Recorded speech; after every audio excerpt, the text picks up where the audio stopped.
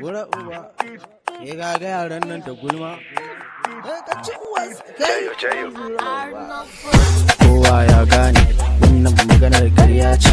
Tunda na ce muku na gane sai ku bar batun ganyawa ne. Kowa ya tsaya, zan yi batu ne kan majiya. Wanda sukan ce na gajiya wai ba ni da komai sai gajiya. Zancen banza ne, wannan maganar karya ce. Tunda ina ci kuma zan sha toka ga batun nan karya ne. Kai kowa ya sani ni ba na harka da tsiya. Sun ce waka shirme ce, ni kwana ce musu baiwa ce. To Allah ya bani, don me kai zaka tsane ni? Saboda ni ba na gulma, shine har zaka tsane ni.